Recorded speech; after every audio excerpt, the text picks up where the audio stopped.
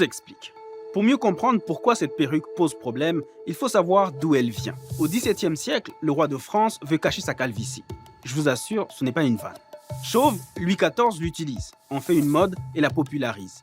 Pour se présenter à la cour, il faut en porter, comme lui. Elle est ensuite adoptée par les Anglais qui en font le symbole du système judiciaire britannique.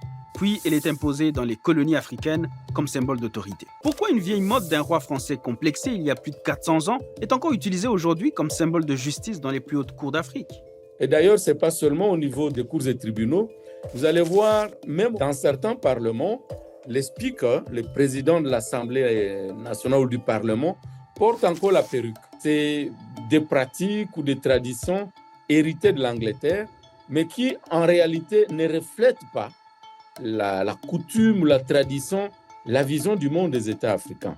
Mais il n'y a pas que la perruque. Il y a aussi des robes assorties à des cols cassés. Ça fait un peu trop pour le climat africain qui est très chaud. Donc, s'il y a bien un endroit où cet héritage colonial est particulièrement inconfortable, c'est en Afrique.